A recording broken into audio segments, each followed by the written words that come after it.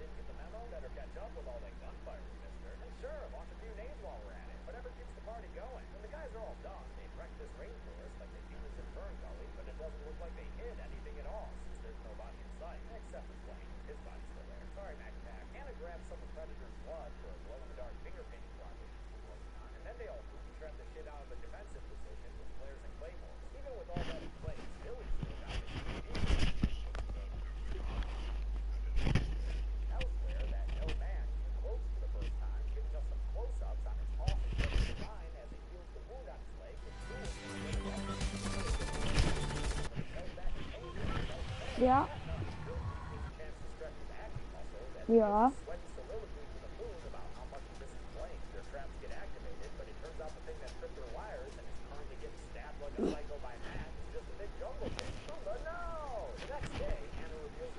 Ich bin gerade in Runde, ich will gerade einen Solo-Sieg holen. Wir können sofort nach der Runde spielen. Ich glaube, die schaffe ich eh nicht.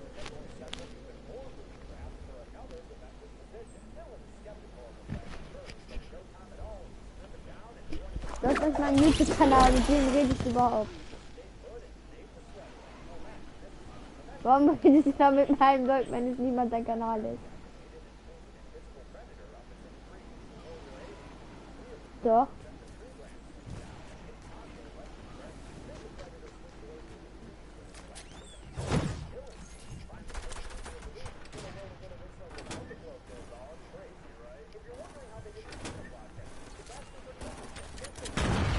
Dann gib bitte auch mit meinen Zuschauern zu stellen. Das ist deine. Das sind meine. Ja, ich bin aber in der Runde. Das weiß ich nicht. Nein, ich will jetzt Kills holen. Die Runde hat gerade erst bekommen, es sind noch 75.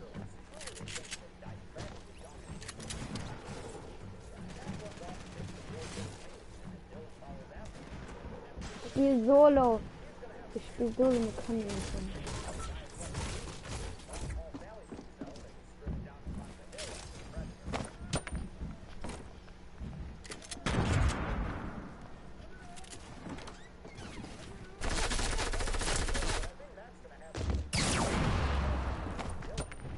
Ja.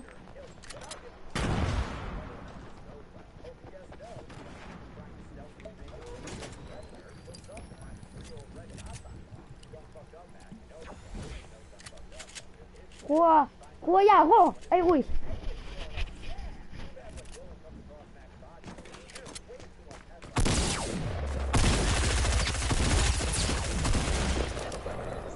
Hab den Typen.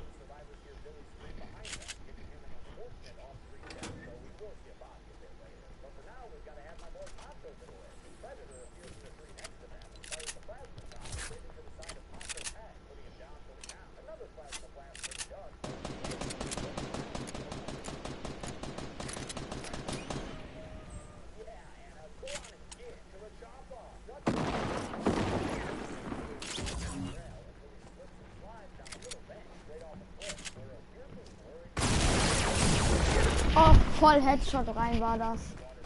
Verdammt, bin tot. Ja. War voll, der Headshot war voll wenig Schaden. Der Schrotflinte macht mehr Headshot-Schaden.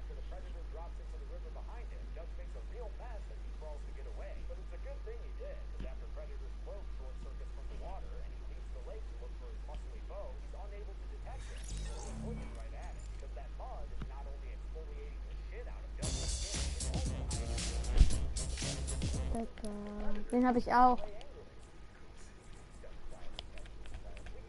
Und den habe ich auch.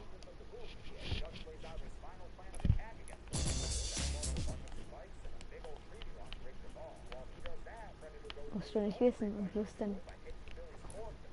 Wir spielen gegen Team. Du versus Squad. Warum nicht?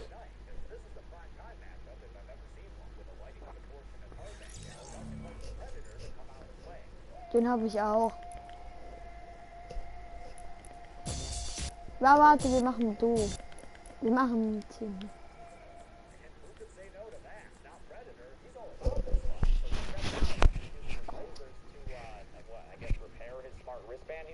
That must be what he's doing, because we see he's able to cloak again when he winds up crawling past the invisible to him Dutch headed towards a big bonfire. Dutch swings away from him and gets to tree hugging in true Arnold fashion, then fires an arrow with a gunpowder tip right at a pack of explosives the Predator is near. That breaks Predator's gear again and sends him into a plasma firing rage that appears to hit everything in this damn jungle except for Dutch. Kind of a big ass target for you to miss there, Predator, but now just chalk it up to you being on kill. You got right here the second time this day. Now let's bring Kevin Peter Hall with the real nice physicality of Predator as he hops down a cliff looking for Dutch. But Dutch throws the Du musst dich, hiding beneath the bridge and then by throwing another one of those du musst dich beim Busfahrer bedanken. tracks the injured Predator from his glow-in-the-dark blood that's starting to seem like a real liability here. The Predators Nein, der ist viel zu schwach, lass woanders hin. Lass dann noch schnell hier. Komm hier hin. Komm jetzt. Los. Nein. Ja. so Predator is able to find him and pin him up against but instead of killing him right Überall gehen Leute hin. away to give Dutch a worthy fight, since he's finally found another hunter he can respect. To show his respect, he even decouples his mask and removes it from his head to show off the ugliest alien reveal you could imagine. Dear God, that thing is nasty. Wow. Oh, ich habe eine geile Waffe. Komm her. Ich hasse dich. Ich hasse dich. Es heißt Team. Wo bist du? Das ist kein Teamspiel. Das ist so dämlich. Hättest du Killzone können, was machst du? Verlässt die Runde. Instead, Predator goes around and takes the long way to Dutch, only for us to see that that way is trapped too. Dutch kicks it into action and sends that tree falling down into Predator. predators, pushing him against the jungle floor. But Predator ain't a deadator just yet, and after Dutch sees him moving, he takes a rock to smash open his headator. Before he does, though, he has a simple question for the Pred Man. What the hell are you? Predator's only response for him is to reach over and fuck with his wristbound doodad, which appears to begin a sort of countdown. That can't be good. Predator confirms its malice intent when it creepily echoes Billy's laugh as Dutch runs away. Hallo? Ja. The final kill of the movie comes accompanied by a bunch of wacky special effects. Nein, wir spielen Fortnite. Predator self-destruction, which results in a frickin' mushroom cloud seen by the rescue chopper flying around nearby. And by the way, predators go on the count even though xenomorphs didn't because, Ja. I don't know, they're more humanoid. I don't know, it's fine. The chopper pilot is Kevin Peter Hall. Schick mir Einladung. Cameo, and he lands the bird to finally rescue Dutch. The movie ends with both Anna and Dutch aboard the chopper, flying away to safety, kind of like the ending of Jurassic Park. Only Jurassic Park didn't have a frickin' credit sequence featuring the cast acting like they're characters from a goddamn network drama. Are you serious with this shit? What the fuck? When did this become too many cooks? I don't really mind, it's kind of fun, except for the fact that Arnold Schwarzenegger couldn't be bothered to do anything fun or even look into the camera like everyone else. Maybe Arnie thought too many cooks would spoil the broth. Well, listen, we're not here to make a stew, even though we got all weather today. We're here to carry out kills. Let's get to the Auf 3, okay? now, come on! Ey! Quatschen.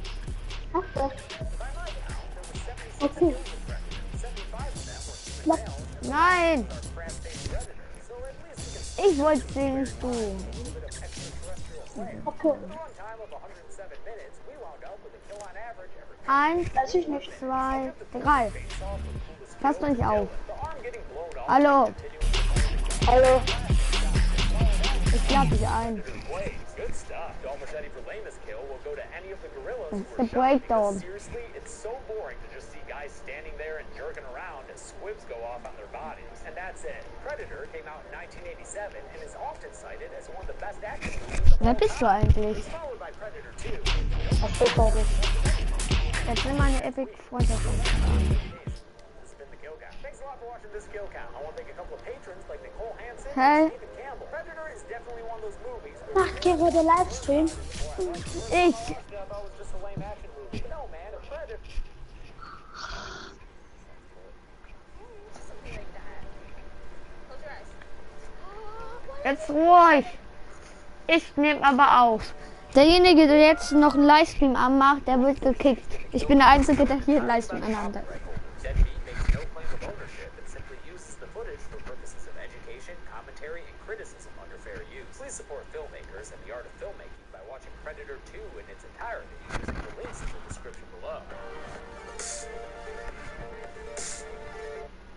Welcome to the Kill Count, where we tally up the victims in all our Nein. favorite horror movies. I'm James A. Janice, and today we're looking at Predator 2, the city-based sequel to Nein. Predator that came out in 1990. Predator 2 has a few things in common with the original. For instance, it was written by the same pair of brothers, Jim and John Thomas. The music is by Alan Silvestri again. And although this film's City Hunter Predator is a new individual, it's once again played by Kevin Peter Hall.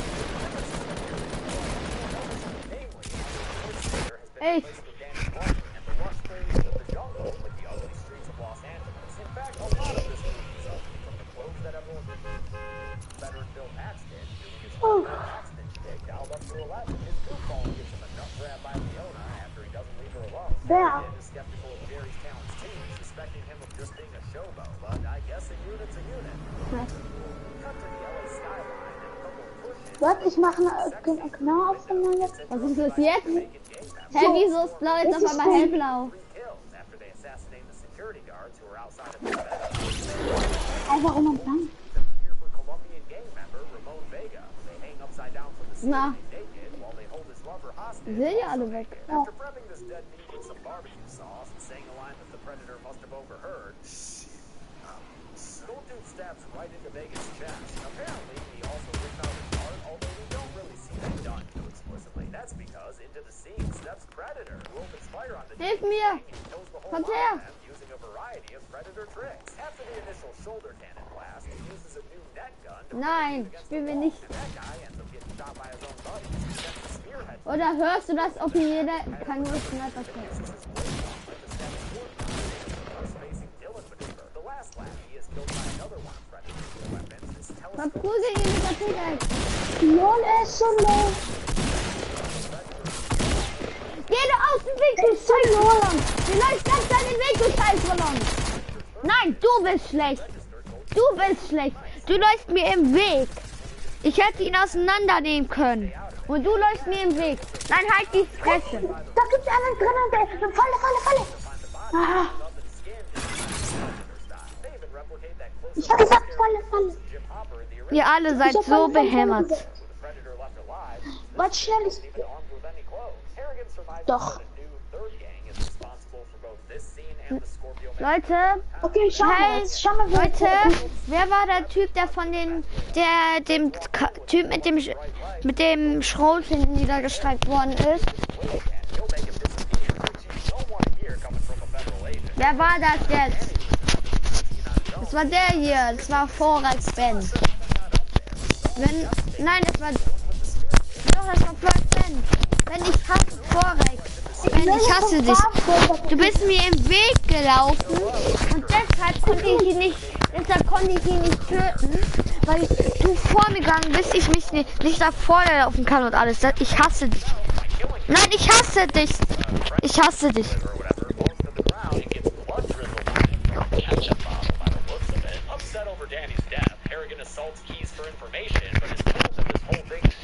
Nein, ich hätte ihn getötet. Nein, hättest du nicht. Doch, du bist den Weg gelaufen. Ich wollte mich ducken, nach vorne. Halt die Fresse. Halt das Recht. Ich krieg euch jetzt alle aus der Party. Kann nicht sein, ich spiele jetzt Solo live. I mean, that's pretty unlikely if you know, like, science, but whatever, man. It's science fiction. I'm down to roll with it. Kind of like how Eric is down to roll with Geh mir aus dem Weg. Schau den Ball gegen deinen Kopf. Ich hasse dich. Warum ich? Das war nicht ich. Das war er, dort, der andere. Immer dahin. Leute, tiltet. Alle getiltet. Wer ist der Noob und nicht zum Gold? Leute, jetzt ist schon wieder. Leute, guck mal. Leute, dankt alle dem Busfahrer. Leute, habt ihr dem Busfahrer gedankt? Boah, Wochen Festung. Doch. Dann hast du jetzt Pech. Du wirst dann sterben. Nein.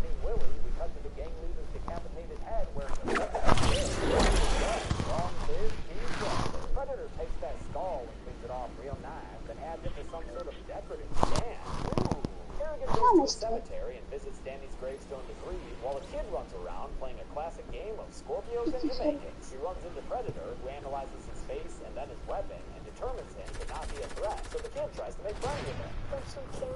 Oh God, please don't tell me Predator's about to learn that grade. Come on, don't you think that's a little creepy? Ja, hör auf! Meine Sachen, gib die mir! Don't make your character name Predator. Fick dich, gib mir sofort den Trank! Sofort! Ich hasse dich, das ist meine Truhe, weg da! Meins! Ich hasse euch alle, alles nehmt mir alle weg, ich hasse euch! Ihr nehmt mir alles weg! Vor allem hasse ich dich! Nein, halt die Fresse! Dich hasse ich am meisten! Gib mir alle Sachen zurück, sofort! Halt die Fresse, gib mir die Sachen zurück, gib mir den Raketenwerfer, das war meiner! Was? Ich hasse dich, fick dich, ich werde dich jetzt nie wieder heilen, das schwöre ich dir.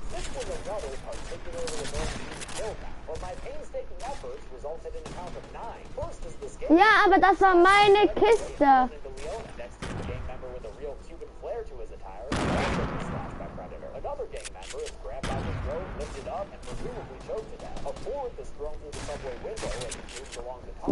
Bist mir hinterher gerannt und bist dann noch vor mir gekommen und hast dann vor mir hier unten eine Waffe gehabt. Nein, halt, stopp! Ich krieg euch jetzt alle aus der Party! Gib mir den Trank!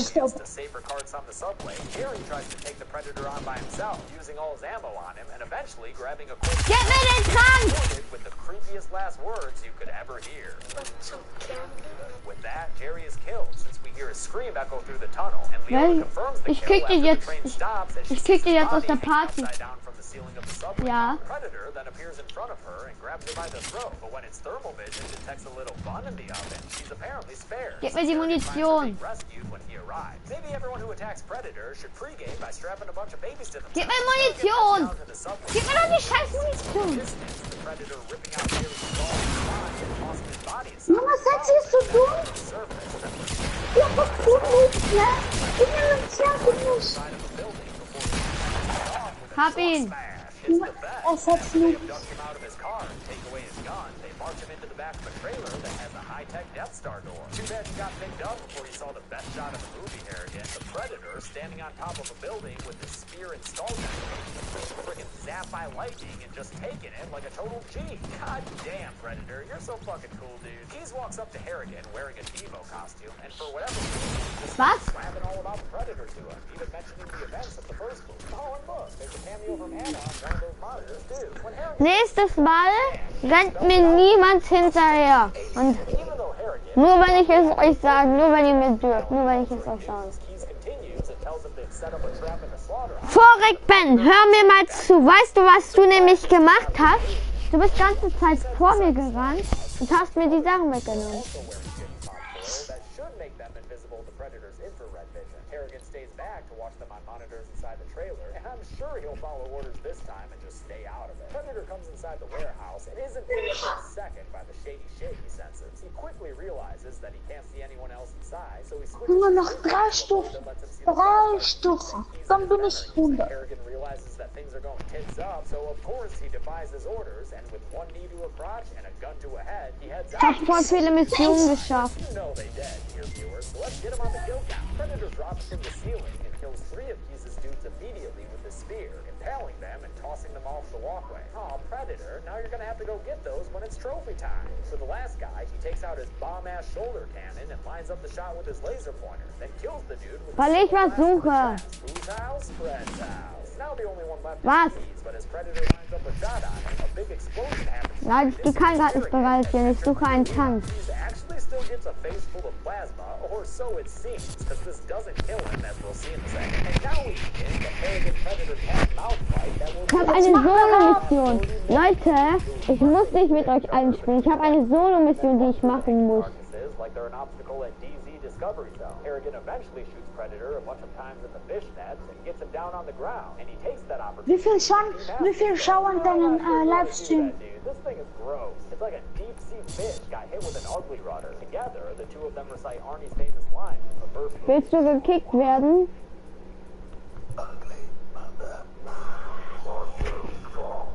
Weil das kriegst du nämlich gleich. Du wirst nämlich gleich gekickt. Lel. Du hast nicht einmal einen Zuschauer. Jetzt hast du, wenn ich gerade zuschaue. This thing may not have a Facebook app on it, but it can cut through meat carcasses and Gary Busey like nothing, as it shows when Keys gets cut in half behind some meat. I'm not sure what happened to his upper body. I feel like it should have fallen to the floor, but these movies don't have the best track record when it comes to consistent death effects. Der war Takes Whisky. the fight to the roof, where Predator takes a huff from his mask and eventually gets tackled off the edge by Harrigan, who somehow manages to cling to the side of the building. Predator says one of his new favorite phrases to Harrigan. That shows how his entire fucking species consists of poor losers, since he beat boots on his wrist Schau, jetzt ist pink, jetzt ist rosa. sequence just like the one in the original did. Before it can go off, though, Harrigan grabs the nearby smart disc and severs Predator's arm with it, sending the alien down the side of the wall in a really great stunt where performer Dave Smith actually fell down a 13-story building for it. Oh, also, apparently that stopped the self-destruct thing. Predator grabs a pipe that comes undone and sends him across the alley into a Wie seid ihr denn bei Tomato Tempel zu landen? drywall and, I don't know, blue juice. He cooks up a salve that looks like a Heisenberg special and uses it to heal himself. Meanwhile, Harrigan gets chased by climbing down the building wall and across the alleyway on those Junge, bikes. gib The Predator her! busts Du out the bathroom and Klauer, runs out the front door of the apartment Gib she was bitte in. her, The woman schnell. who lives there acts way too glib about the alien she just saw when Harrigan shows up in pursuit. Harrigan follows the Predator to the elevator shaft where he grabs a cable and begins to climb down. But when the elevator cart starts up, Ich habe keine Waffe und lande jetzt. into darkness, where he eventually lands on a motherfucking Hab eine alien Waffe, ja, ich komm spaceship, zurück. dog. Wait a minute, this thing was parked under an apartment building and accessible Ich by bin zurück. elevator shaft? This movie's bin fucking bonkers, zurück. y'all. Harrigan carries the smart disc into a big chamber where he finds the Predator's trophy case, which is full of all sorts of skulls. Wer ist da? including Willie's, and oh my god, it's a xenomorph skull! Fuck yeah, dude! And also one that kind of looks like a dinosaur. Harrigan ends up getting headed out Oh. there, but luckily the smart disc was cut through it. Then the big showdown Leute, finally komm. for real. Jetzt kommt er. Predator manages to land a swipe on Harrigan. The last laugh goes to Danny Glover after he stabs the alien with the smart disc right in the belly. Then Jetzt repeats kommt his own er. taunt back to him. With that, he rips it out of the Predator, who gets Ich komm schon. Der läuft gerade weg. Hinten läuft er. Hörten wir? Da hinten läuft er. Junge! Ja, jetzt heim mich. Das war der letzte. Heim mich. Heim mich. Junge, ich hab dich gehilft. Ey, das ist unfair. Er hat Waffen, ich nicht. Ja, okay. Meine. Und meine Boogie-Bomb. War Munition. Für die Waffe. Pistol from 1750? That is one dope-ass party gift. And a cool Hey, du hast die Sturmgewehrmunition. Gib mir Sturmgewehrmunition. Ich hab nicht so viele. Gib mir jetzt. Ich hab nicht mal. Kann nicht mal mehr nachladen. cop cars pulling up to the ash-covered Harrigan, who has surely got to be feeling too old for this shit right about now. Da, Gegner. City Hunter nab more kills than his jungle-bound brethren from the original? Let's find out. Look at the numbers. Oh, Predator is so cool, man. There were 45 deaths in Predator 2, so no, not even close to the original in terms of numbers. Predator consisted of 43 human males, 1 human female civilian on the subway, and of course, the Hunter Predator. Yeah, son, get that try-by. Renn hoch, gib Gas, renn. Wound up with a kill on average every 2.4 minutes. Heim mich. Hit it with a scream for it. Plus, his skull winds up on a shrine alongside a xenomorph. Jetzt musst du mich halten, ich hab 12 HP.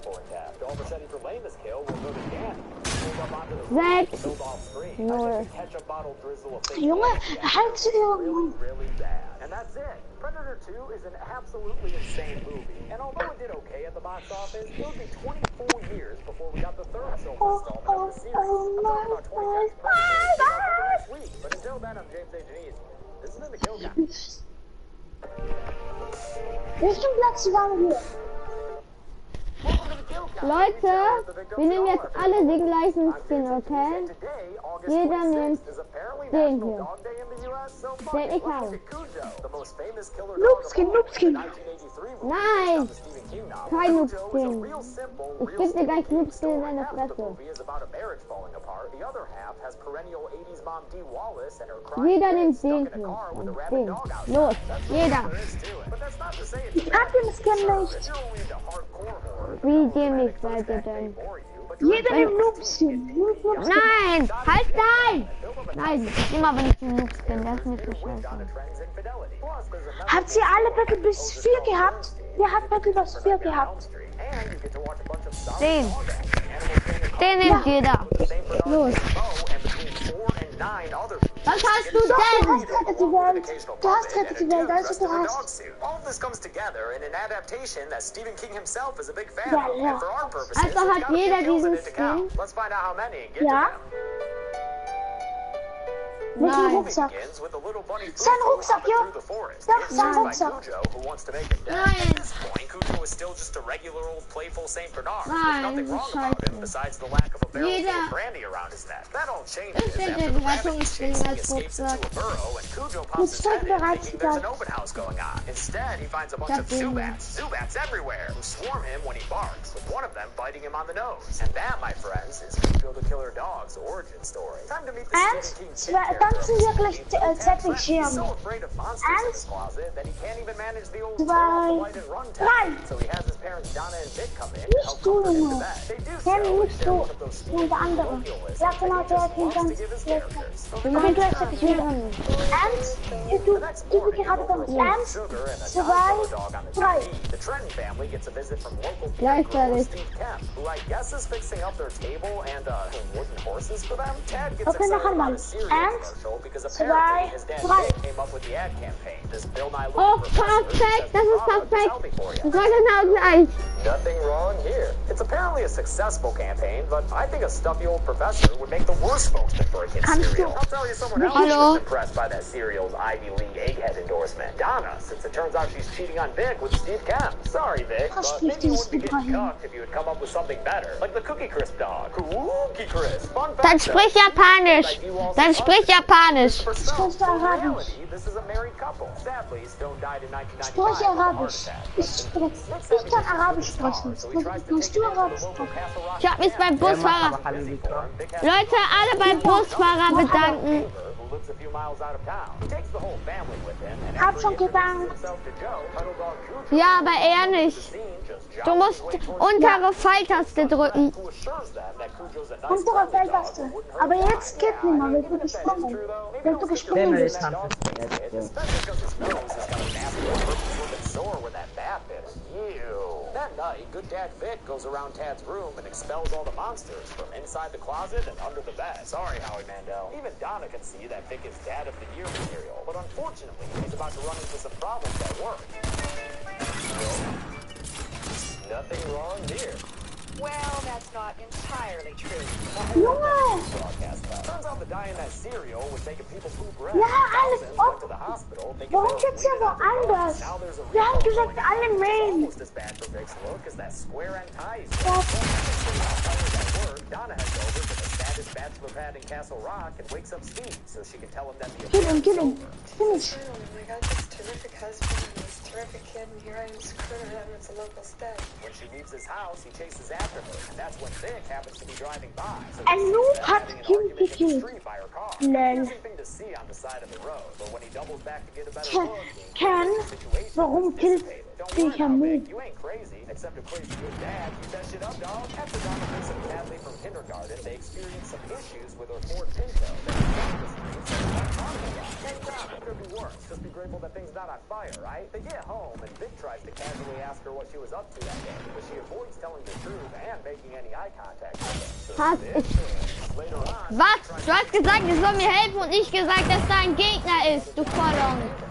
Du Ja, hättest wie mir- ist er gestorben? Santa comes home to find a fancy new piece of equipment that Ja, er hat nicht gesagt, ob der Gegner weggegangen ist, ob er noch da ist. Er hat einfach gesagt, komm. I won the lottery. Yep, the Camber family is $5,000 richer. I mean, probably more like 3. Ja, alle seid dämlich und wisst nicht, wie man das macht. So, like, please do that, Camber family. Das Your dog ist is looking nasty. Charity wants to use the money to visit her sister out. Nein, sofort den anderen Skin. Dann kick ich sie aus der Runde. Okay, dann bist du jetzt gekickt. Bye. Nein, nein, nein. Du bist auch gekickt, okay. They planned a boys' night out with Cujo in the room, who's showing an increased sense of Leute, in Tilted werdet ihr mir ganze Zeit folgen. same old friendly dog he's always been. You couldn't sick that dog on me if I was coming at you with a straight razor in each hand. The next day, Steve Kemp visits the Trenton family home to ostensibly Drück drop off bereit. more furniture. But in reality, he's there to sexually harass Donna and force himself on her in the kitchen. When she fights back against his advances, they end up spilling milk all over the floor, which normally wouldn't be anything to cry over, but it happens to be right when Vic gets home. After Steve leaves, Vic gets confirmation from Donna about his suspicions. Donna both Ich bin bereit. Ihr nervt mich. Alle.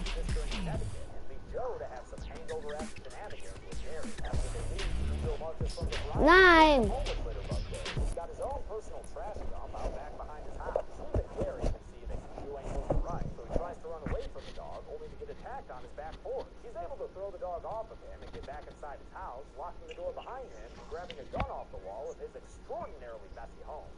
Farbenbombe, alle Farbenbomber.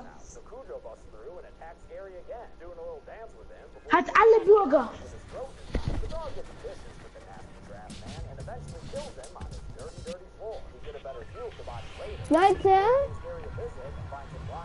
Leute, wir gehen in Tilted und ich markiere, welches Haus wir gehen.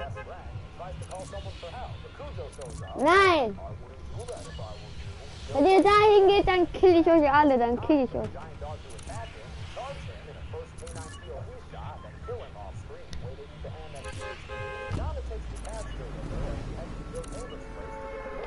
Was sag ich dir nicht? dog barking is after they park at the Chamber place and Donna tries to Ich bin 16 Jahre alt. through the window by a real nasty slobbering Cujo. Donna Spaß. 14. gets his big old dog head out of the car. Doch, ich bin 14. But now these two are trapped Was für Ach, Junge? goddamn storm. That's where we'll Was laberst du? forever since that piece of shit Pinto refuses Ich bin 12. it wouldn't be that bad of a situation, but this fucking kid won't stop wailing. Listen, Donna, you gotta show that kid who's the boss. Although, to be fair to all his peers, Cujo has quickly become the straight nastiest dog I've ever seen in my life. He is no longer a good boy. Cujo watches them all through dusk and into the night when Tad has to pee out the car door. Careful, kids, you don't want to lose anything.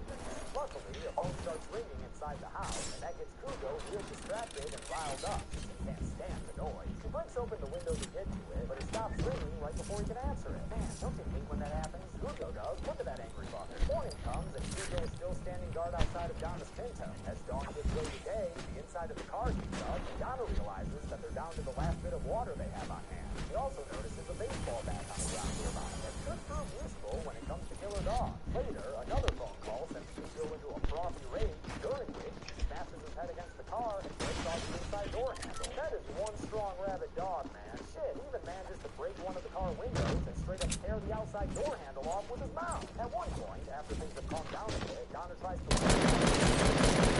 Ah, get back to the car, but the big dog follows her inside. There's a whole bunch of ha, 2. away. Eventually, she's able to get him out of the car and close the door again. Might want to get that cut wash pronto, though, lady. Last thing you need is rabies. It'll leave your head spinning more than this Ich habe 2 Typen getötet. around inside the car like one of those carnival rides you control with the wheel inside. They're usually shaped like apples or strawberries or some shit. You know what I'm talking about. Around down the farm, Ich hab 2 Kills. Ich hab 2 Kills. calling back home, but never getting any.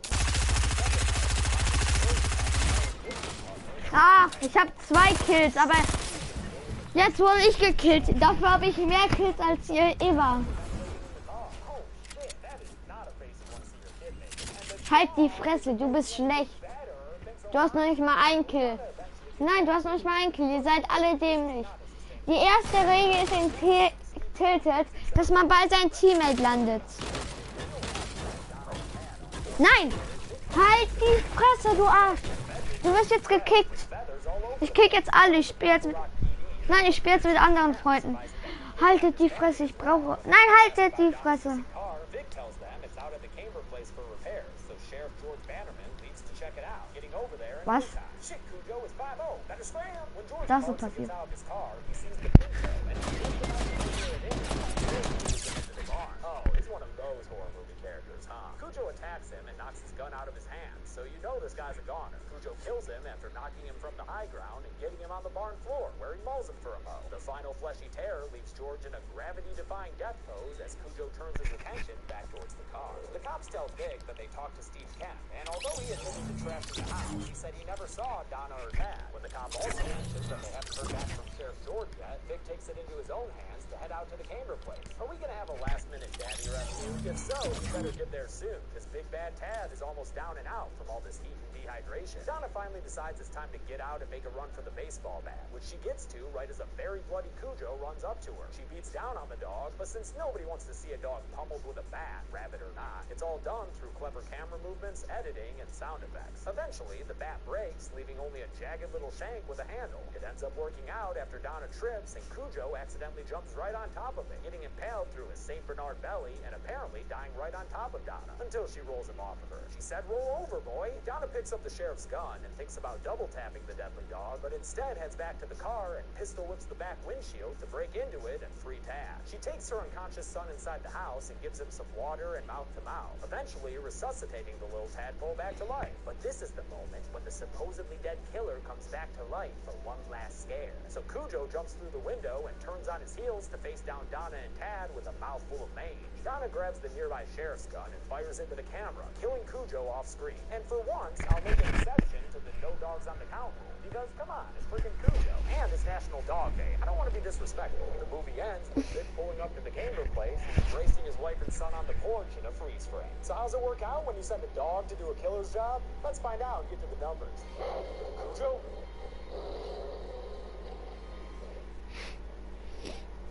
There were death singing you, Joe. Leute, ich hole mir jetzt andere Freunde. Happy holidays and welcome to the Kill Count, where we tally up the victims in all our favorite horror movies. I'm James A. Janice, and today we're looking at Krampus, the 2015 Christmas horror film written and directed by Michael Dougherty, the man behind Trick or Treat. Krampus is the story of Max Engel and his quote-unquote dysfunctional family. But really, if your family's like this, don't freak out, dog. Everyone's in it. We're talking siblings that don't get along, parents who have a deteriorating marriage, extended family with different politics than yours, and a living German grandma who lost her family to a demon gun. Well, okay, maybe not everyone has that last part. But hey, we're going to be doing something a little different here today, because this video is actually going to be a capture count. And spoiler alert, that's what be happening to these people. So without further ado, let's get to the captures. The movie begins in the middle of Shopocalypse Now. Slow motion shots of consumer culture destruction play under Bing Crosby crooning about how it's beginning to look a lot like Christmas. For some reason, the store has a nativity play going on. What's happening here? And Max Engel is having a tussle with a magus, since apparently this wise kid is telling the first graders there's no Santa Claus. Max's mom, Sarah, played by Toni Collette, is more concerned with Max's face than the integrity of the Christmas legend. Every kid has to learn the truth someday. And his dad, Tom, played by Mr. Leslie Knope Adam Scott, is too busy taking work calls to keep bothered either way. In fact, the only person other than Max with Christmas spirit in this house is Grandma Omi, Tom's German-speaking mother. She encourages Max to continue his annual tradition of writing to Santa Claus, although she does get a little weird when she talks about the spirit of giving and sacrifice. You alright there, Omi? Upstairs, Max's older sister, Beth, is complaining to her long-taken boyfriend about the impending visit of her aunt, uncle, and cousin. He invites her to come over since he's only 4 blocks away, but it's too late. The house starts shaking, and Max leaves the Hummer with the extended family. They're related through Sarah.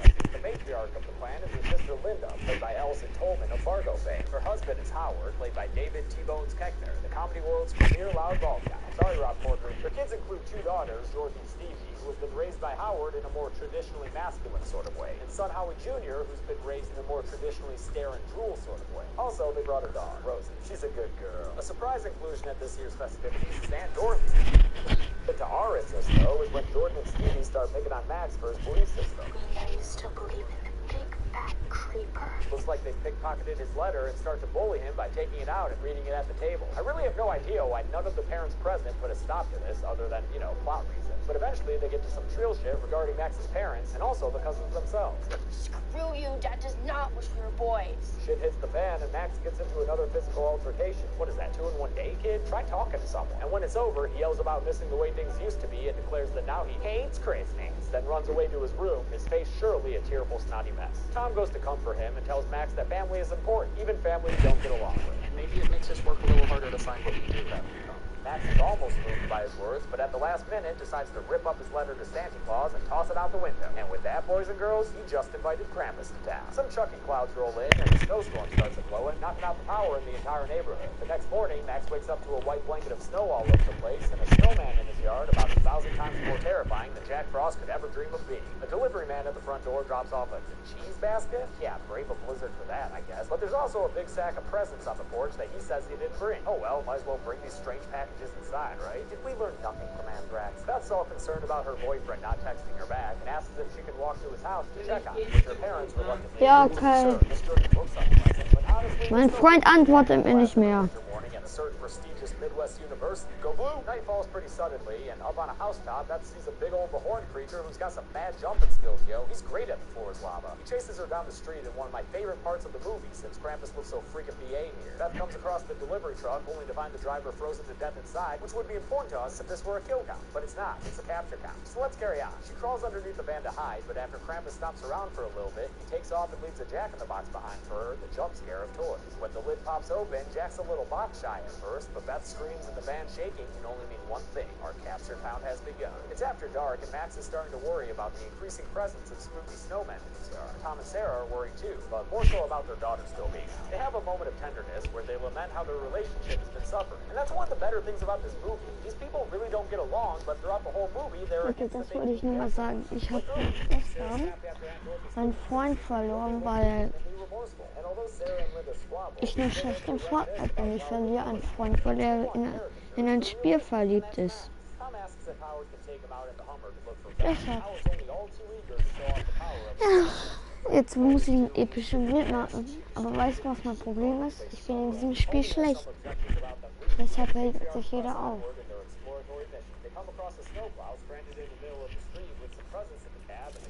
Deshalb spiele ich jetzt Minecraft, Leute. out through the windshield by something like a Krampus, motherfucker. Oh, wer ist das denn? Safe to arm himself with a shotgun and Tom with Linda's handgun. They head into Beth's boyfriend's house where things are not exactly neat and tidy. The whole place looks like an abandoned Norwegian outpost in Antarctica, and there's even some creepy hook marks in the snow. When they hear Beth screaming outside, they run out to find her, but while fighting their way through the snowstorm, Howard gets grabbed by something underneath the snow that whips him back and forth like his little Smith's hair. It starts to pull him underground, but Tom runs back to help him. Howard says he's being bitten, but before it's too late for the champ, Tom uses his handgun and opens fire. Whammy! The gambit pays off and the snow creature slithers away, but they're not out of the woods yet, because when Tom helps Howard limp back to the Hummer, they discover that there is no more Hummer. But we had Krampus insurance, Howard. They're able to make their way back home, where they see the extent of Howard's injury. The adults send the kids to the kitchen with Aunt Dorothy. Yeah, guys, I'm gonna teach you how to make peppermint schnapps. Good parent, you know. Hi. Tom asked Domi to help in the kitchen as well. She's got a much less comical reaction. Ich habe gestern einen Freund verloren, weil, hey, hör mir mal zu, ich habe gestern einen Freund verloren,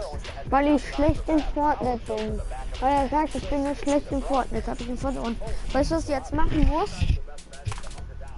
Nein, weißt du, was ich jetzt machen muss? Ich muss einen epischen Sieg machen, dass ich wieder mit ihm spielen kann. For how he's always treated him. Thinking you're such a spineless dick all these years.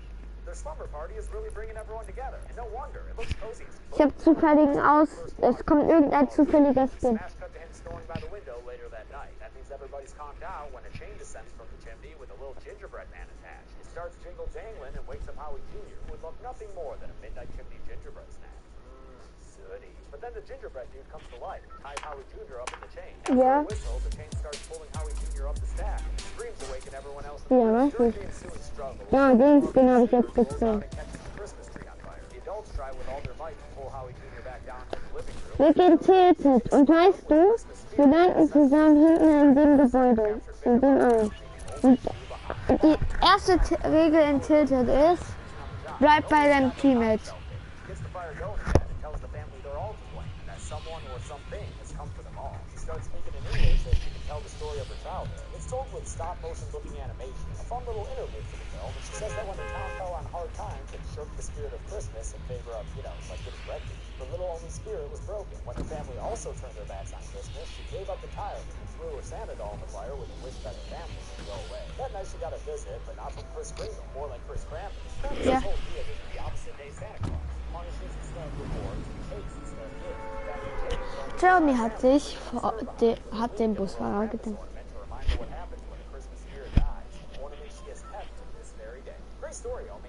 You believe this senile horse shit? Well, I like it that way. Howard gets pissed and is determined to go outside and rescue Howie Jr. Ich spiele immer aggressiv. When he tries to intervene, despite admitting that he doesn't even make it past the front porch before a bunch of creepy little figures running between the spooky snowmen causes the family to shut that front door back up and continue to bunker down. Morning comes and Linda takes the Christmas presents into the attic so she can rewrap the fire damaged ones for the kids. She hears something coming from one of those mystery packages and it sounds like a jump scare in the box.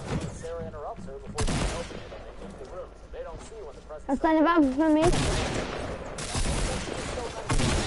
While the adults discuss the Hab plan ich. to escape with a snowplow that Meine. during his previous outing, Stevie and Jordan are upstairs looking for a second bathroom since apparently Aunt Dorothy clogged the one downstairs. They hear Du Beth's musst voice coming from the attic, calling for them by name, so they go up to ask her what the dealio.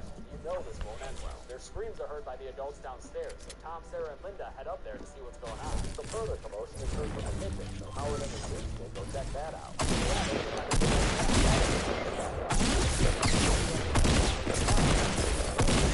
Oh, wie viel Leben hat er?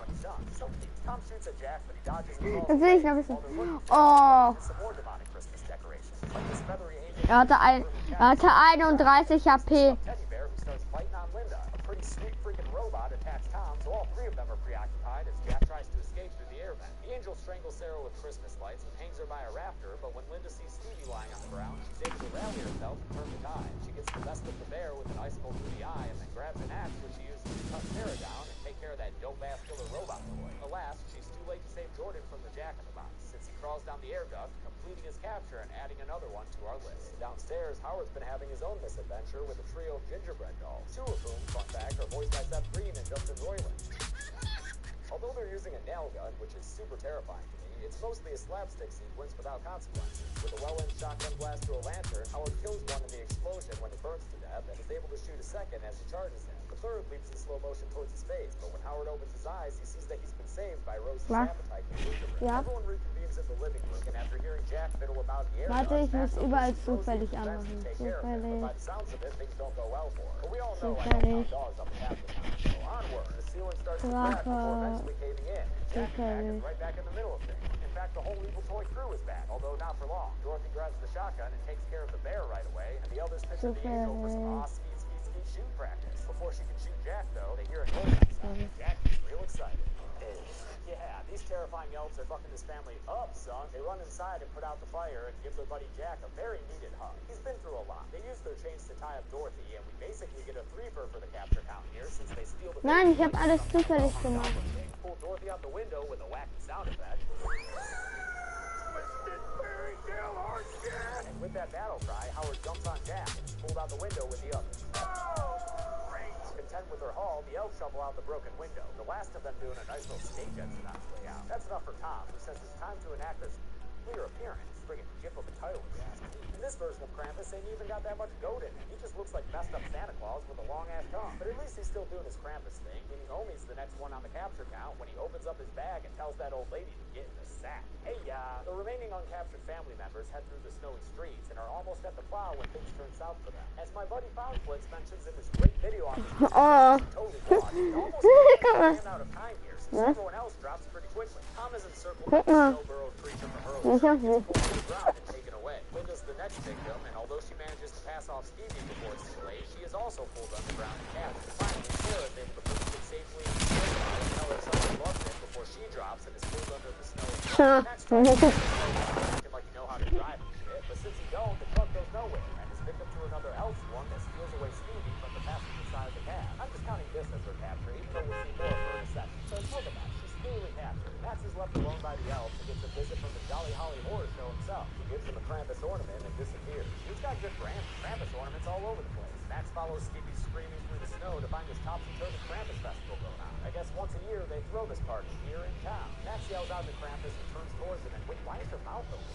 He looks real dumb. When Max tries to return the ornament gift to Krampus to get his family back, he just sinks into the ground and then a giant-ass hellhole opens up in front of him. Nice go, Krampus. Climbs up to face Krampus and his gaping maw head on, pleading once more for Krampus to show some pity and let Stevie go, even shedding a tear for added pathos. It almost appears to work, but then Krampus is like, nah, and leads his elves and vampas in a round of laughter. They toss Stevie into the hole, which is all sorts of scary, and then Krampus picks Max up by the frickin' head and holds him over the hell pit too. Max gives one last apology.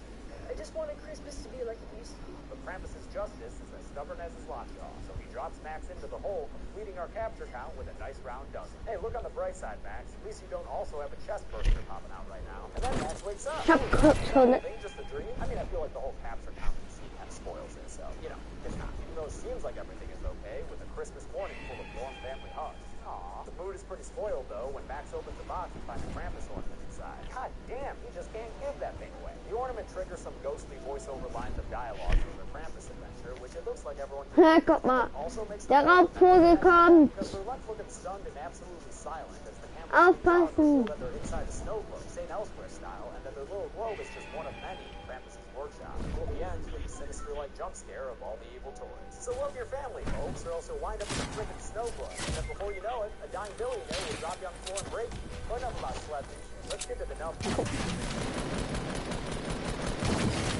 Was? Na klar, doppelt. There's more captures than we've ever counted before. Of those captured, 4 were male and 8 were female. Unheard of, with a runtime of 97 minutes, that winds up being a capture, on average, about every 8 minutes. Up come the golden Santa sack before his capture to Jordan. Her character didn't get to do too much, but she did get swallowed whole by a lamest capture was Dan Dorothy, because I think that sound effect they used was real dumb. And that's it. Krampus was released in 2015 and has been one of the most requested movies on this channel. So I hope you all enjoyed my Christmas gift. We've got one more kill count left this year. Hast du Minecraft? Welcome to Kill Count, where we tell everything on Nein. this week, and today we're looking at Jack Frost, the 1997 Killer Snowman movie, often confused with the 1998 Michael Keaton film. Weil ich wollte jetzt ein bisschen Minecraft spielen. Ich gebe auf, ich werde einen epischen Sieg schaffen. Unfortunately, Jack Frost is not. Instead of watching a snowman kill Ja, na you klar. watch people die in choppy close-ups while a real cute snowman costume stands completely still most of the time it's on camera. The plot's not much better either. Du verlässt die Paar, weißt du, verlässt das Spiel, weißt du, was ich dann werde? Dann werde ich auf einmal zum Affen. Coming back as an unlikely